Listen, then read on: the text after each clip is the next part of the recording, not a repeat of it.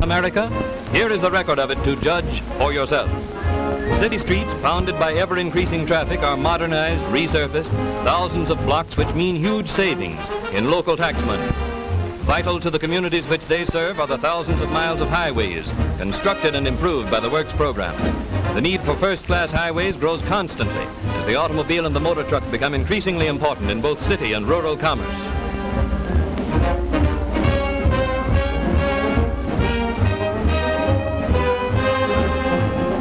In many regions, great loss has befallen farmers and other rural residents during periods of bad weather which made secondary roads impassable. The need for adequate farm-to-market roads, which would make the transportation of farm produce independent of weather conditions, has been recognized in all parts of the country. But not until the beginning of the Works program was it possible to initiate a general plan for the development of farm-to-market roads. This plan brings immediate improvement in local business and property values wherever a secondary road is completed. At last, the farmer finds it possible to reach his market over well-constructed, weatherproof roads.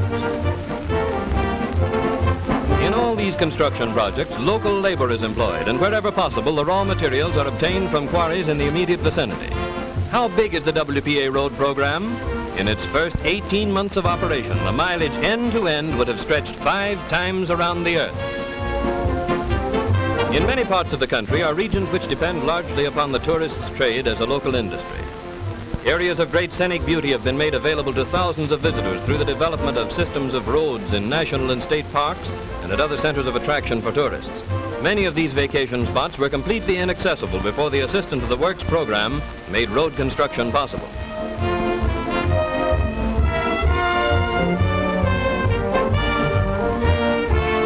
The welfare of the community served by a new construction project is always the first consideration, and plans are laid not only for the present, but for the more demanding future.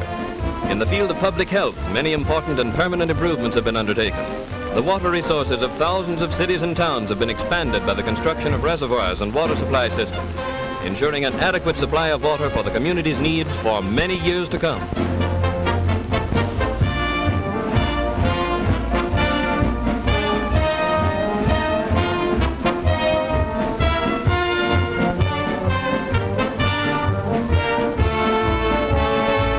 A particularly interesting example of a long-felt need met by the Works program is this reservoir at Atlantic City. Although this resort entertains millions of visitors every year, it never has had an adequate water supply until this reservoir was built.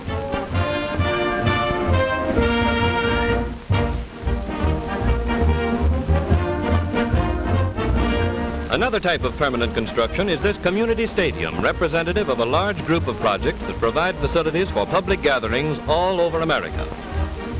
In cooperation with other federal agencies, many important improvements have been made under the Works program at the Brooklyn Navy Yard and other centers of government activity.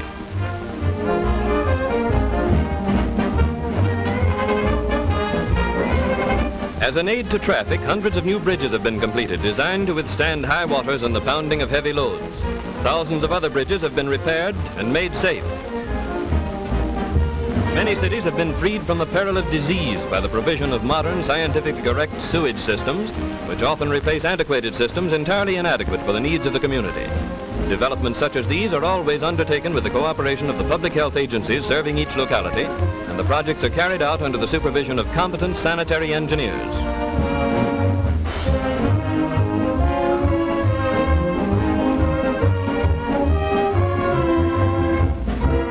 The rapid growth of air traffic outdistanced the airport for hundreds of cities seized the opportunity offered by the WPA to build or improve modern airports.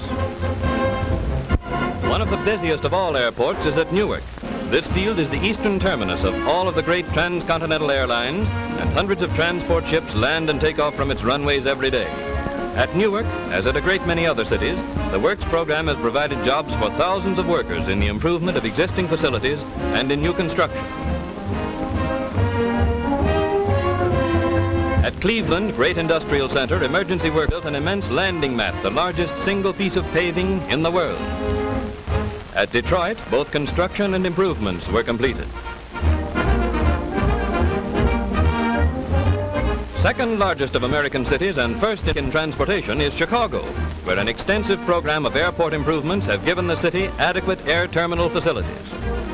Philadelphia is third among our cities in population, yet this Pennsylvania metropolis has never had its own airport. Passengers bound for Philadelphia by air have been forced to land in another city, in fact in another state. Not until the Great Works program became a reality was it possible to begin the construction of this air terminal on the site of the famed island shipyards. The increase in air transportation has also made necessary the development of hundreds of emergency landing fields along the regular flying routes. Frequently the need for these fields is greatest where the work of preparation is most difficult. But safety in passenger transport requires the clearing of fields at frequent intervals. In the larger cities where the concentration of population is greatest, slum clearance projects have been undertaken. In some areas, new modern housing developments will be erected, providing better living conditions for workers in the low-income groups. In other locations, the land cleared will be used for public parks and playgrounds. In all parts of the country, the letters WPA are a symbol of progress and improvement. On buildings under construction, they mean the replacement of inadequate public facilities by new, well-planned structures. On buildings under repair, they mean the preservation of existing structures for greater utility. Many thousands of such jobs as these dot the map of the United States, giving work and hope to people who can't find jobs, impetus to retail trade and heavy industry, and permanent improvements to a host of communities for the years to come.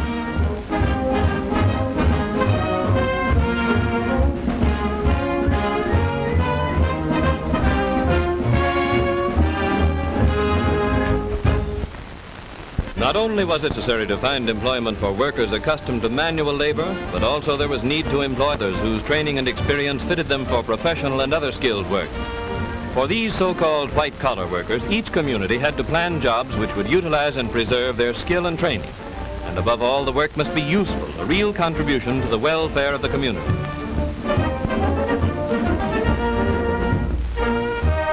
In planning traffic control for congested cities, jobs have been found which require varying degrees of skill. In the study of traffic problems, the first step is to determine the number of vehicles passing a given point. Then experts are employed to lay out new routes and regulations which will ensure greater safety for both motorists and pedestrians. Manpower for hundreds of such surveys is provided by the Works program. Tests have been devised to determine the ability and fitness of drivers so that the element of human failure may be eliminated. In cooperation with the police departments of several cities, automobile inspection stations have been established in an effort to reduce the number of unsafe vehicles on the road. Under the supervision of expert mechanics, every safety device is carefully checked for perfect operation. The laws of many states and cities require a regular inspection of this nature, and the possession of an up-to-date inspection label is necessary before the car owner may use his automobile on the streets and highways.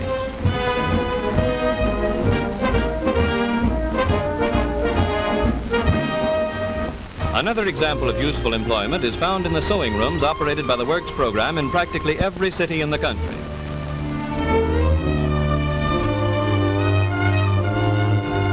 Expert craftsmanship is encouraged in design groups associated with the sewing projects. Women who are the principal support of their families are paid for their work, and the millions of garments and miscellaneous articles they produce are distributed free to families on relief or to tax-supported institutions.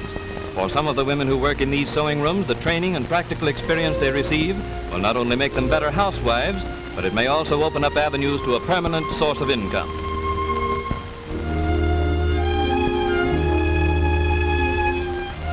Many other types of employment are provided for women.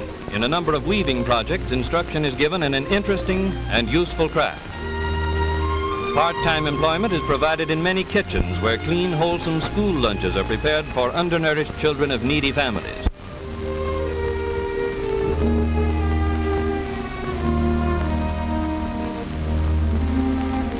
In libraries and schools, skilled workers are employed in repairing and rebinding millions of books.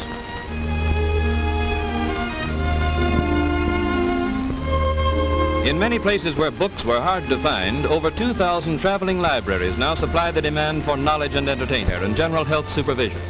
No other medical assistance of this nature is available. The nursing projects bring health and happiness where formerly death and misery were all too common. Their visits run into the millions. New interests have vanquished the darkness of despair in the lives of thousands of sightless men and women as a result of several projects in which books and maps have been translated into Braille, the written language of the blind.